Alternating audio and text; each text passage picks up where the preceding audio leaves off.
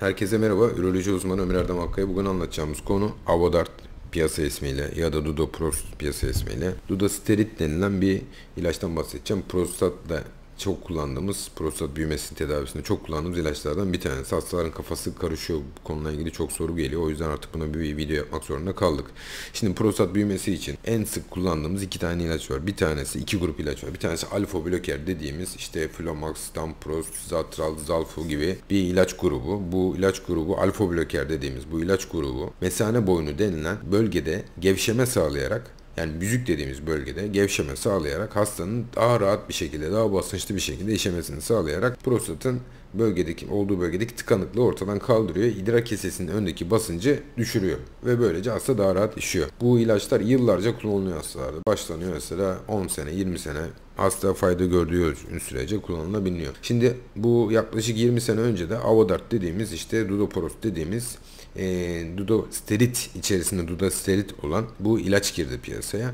Bu ilacın özelliği de prostatın kanlanmasını azaltarak prostatın hacminde bir azalma sağlayarak o idrar kesesinin önündeki tıkanıklığı azaltarak, yani hacimde bir düşme sağlayarak prostatın daha böyle hafiflemesini sağlıyor ve idrar kesesinin önündeki basıncın azalmasını sağlayarak daha rahat işemeyi sağlıyor. Yani mesela alfa blokerler gibi hızlı çalışmıyor bir kere ilaç yani. Alacaksın ilacı birkaç ay kullandıktan sonra ancak hasta ilacın etkisini görmeye başlıyor. Alfa bloker dediğimiz grup da Damprost, Zalfu ya da Flomax dediğim grup içtikten hemen 3-5 gün içerisinde etkisi başlar. Ama Avodart'ta böyle bir etki beklememek gerekiyor. Yavaş çalışan bir ilaç çünkü. Peki bu Avodart dediğimiz, Dudoprost dediğimiz ilaçların nasıl, mekanizması ne? Bunlar hormon sistemi bozuyor arkadaşlar. Nasıl bozuyor? Testosteron, erkeklik hormonuyla büyüyen bir organ prostat. Yani piyasada kanda testosteron varsa prostat büyür. Yavaş yavaş büyür. Bir diyelim ki testislerini aldık hastanın. Testosteron sıfırlandı. Hop hemen küçülür prostat. Tamamen testosteronun dihidrotestosterona dönmesi ve prostat bunu kendi yapıyor. Öyle bir organ. Kandaki testosteronu alıyor bünyesine, dihidrotestosterona çeviriyor ve o dihidrotestosteronla hacmi büyümeye başlıyor. Hiperplazi dediğimiz olay meydana gelmeye başlıyor. Şimdi bu, eğer testosteron azalırsa dönüşümü, o zaman ne oluyor? Prostatın büyümesi azalıyor. İşte Avodart, Dudoprost dediğimiz ilaçlar kanda testosteronun dihidrotestosterona dönmesini engelleyerek çalışıyor arkadaşlar. Bu engellediği zaman ne oluyor? Artık prostatta dönüşüm azalıyor ve prostatın hacmi büyümesi ya yavaşlıyor ya da duruyor büyümesi ya da küçülmeye başlıyor. Yani hastalık seyrine iyi geliyor arkadaşlar. Şimdi düşünün, sizin diyelim ki şikayetiniz var, halihazırda 50 gram prostatınız var. O bir sene sonra, 2 sene sonra 50 gram prostat 60-70 grama doğru büyüyecek. Ne olacak? Şikayetiniz artıyor arkadaşlar o zaman tabi. İşte o büyümeyi yavaşlatıyor. Kanlanmasını bozuyor prostatın. En sıkıntılı tarafı ne peki bu ilaçların? Cinsel fonksiyon problemleri, cinsel isteksizlik yapabiliyorlar bu ilaçlar.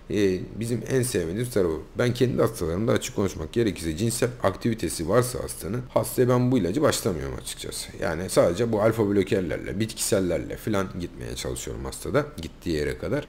Ama mesela hasta diyelim 65-70 yaşında, cinsellikle ilgili herhangi bir şey yok, rafa kaldırmış artık cinselliği. O zaman hastanın şikayetleri var. Alfa bloker de kullanıyor. Mutlaka yanına ekliyorum. Ya da bana geldi, sıfır bir hasta geldi. 65-70 yaşında, cinsellikle ilgili gene ilişkisi yok hastanın. Alfa blokerle beraber direkt başlıyorum bunu, ama tabii prostatın büyüklüğünü göze alarak. Mesela 50 gram bir prostatta başlamıyorum. Ama mesela diyelim ki 70, 80, 90 artık 100'e doğru gidiyor. Büyük prostatlarda bu ilacı başlıyorum. Çünkü hastanın gene hormon dengesini bozmak istemiyorum arkadaşlar. Büyük prostatlarda başlıyorum. Aynı zamanda biz bu ilacı gene şeyden önce de veriyoruz. Ameliyattan önce de veriyoruz. Mesela 1-2 ay önceden başladığınızda ameliyat çok daha güzel geçiyor. Ya da ameliyattan sonra hastanın şikayetleri daha az olabiliyor. İlla şart değil. Konfor amaçlı. Bir de hastalar şunu soruyor. Mesela Avodart'la beraber işte Tadalafil, yani Cialis, Viagra kullanabilir miyiz? Ya da Avodart'la beraber tansiyon ilaçlarımı kullanabilir miyim diye soruyorlar. Ya tabii ki kullanabilirler. Yani bunda bir sakınca yok. Yani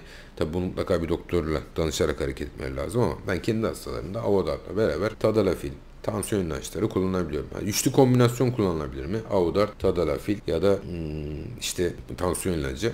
Yani şöyle bir sıkıntı var. Tadalafil ile beraber tansiyon ilacını kullanıyorsanız tansiyon seviyenize dikkat etmeniz gerekiyor. Biz normal şartlarda 5 mg Tadalafil'in tansiyon ilacı ile beraber kullanıldığınız zaman tansiyonun düşmesini çok da beklemiyoruz açıkçası arkadaşlar. Çok tansiyonu etkileyen Tadalafil bir molekül değil, ama gene de Tansiyonunuza bakarsınız, takip edersiniz. Sabah akşam ölçersiniz, bir değişiklik olup olmadığına bakarsınız. Yani şimdi tadalafil 5 mg da prostat büyümesiyle ilgili şikayetleri iyi geliyor.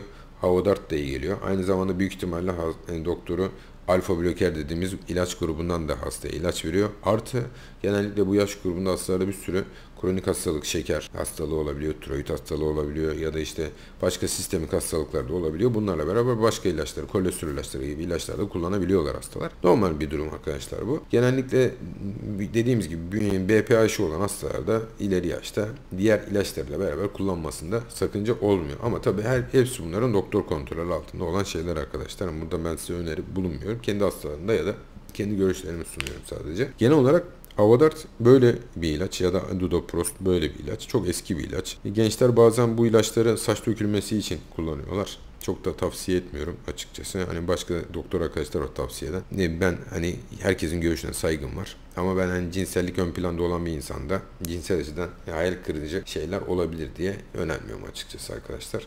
Eğer bu ilacı kullanmayı düşünen birisi varsa da hasta yani mutlaka teraziye koyduruyorum. Hastaya, kefeye koyduruyorum. Hani cinsel isteksizlik, sertleşme sorununun riskini göze alabileceksin abi diyorum. Bak yapabilirsin sana diyorum. Ona göre bir kefeye bunu koy. Diğer tarafa da prostat büyümesiyle ilgili şikayetlerini koy. Hangisi ağır basıyorsa ona göre değerlendir artık diyorum. Tabii her hastada illa çok sıkıntıya sokacak diye bir şey yok yani Avodart'ta.